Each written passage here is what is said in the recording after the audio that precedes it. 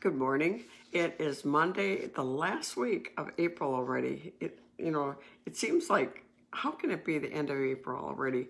But the days are going so slow, but the time is going so fast, if that's even possible. Since we're in the time in between Passover and Pentecost, I decided to go back in my Chumash.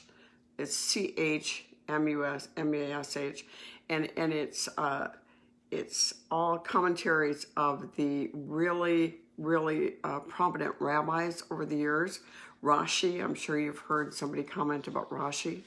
And, I when I was looking and I was going back in the commentaries on Exodus 12:40, where it said that they had been in Egypt for 430 years. I probably should read that. 12:40. Well, we can go back and read it. I don't only have 5 minutes. But then, how does that match up with Genesis 15, where it said, then he said to Abram, and this is with the covenant of the parts. This is where Abraham had the parts. He cut them in two, and then God walked through and the covenant. And God said to him, no, certainly. Now, no, certainly is yada, yada. No in Hebrew is yada, and certainly is yada. And it says, know this so intimately that you don't ever lose sight of it. Know it so intimately. So know certainly that your descendants will be strangers in the land that are not theirs, and will serve them, and they will afflict them for 400 years. So here we have 400 years, and when we get to Exodus, we have 430. Well, how is that possible? When I was reading yesterday from Rabbi Rashi in the Chumash, it said that the 400 years started with Isaac, because if you go back in the original Hebrew, it's talking about the offspring. So the prophecy began with the offspring. So if you count from Isaac to when they come out of Egypt, that is exactly 400 years to the day that he was born. He was born on the 15th of Nisan. And so to the day, it was 400 years. And so if you look at this, it really makes sense that there was sons of Levi that came out of Canaan and went into the Egypt. They were part of the 70, and the one that they mentioned in here is Keoth. And Keoth, if you can find that in let's see,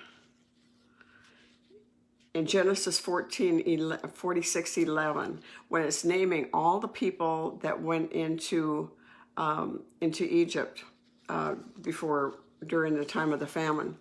And his name is mentioned there. And if you go to 1 Chronicles 6:1-3, it mentions Keoth, and then it goes down to Amram, and that he was the father of Moses. And so it can't be 400 years that they were in Egypt. They're counting the 400 years from the offspring. And let's see.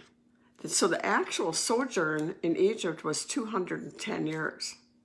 So I don't know if you're going to be disappointed about 210 years instead of 430, but that is how the Hebrews actually get it down to the timeline.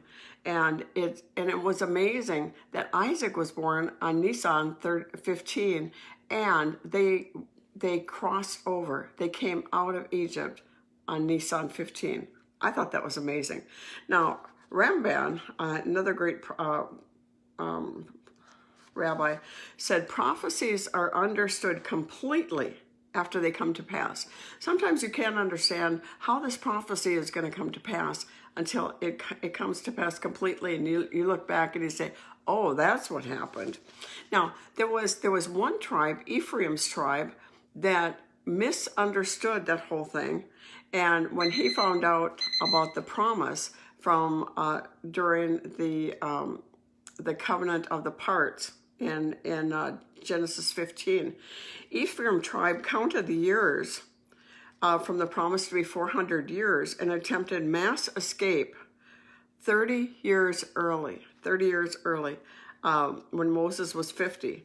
Many of of them were slaughtered at that time, and that's when they really got being treated so severe.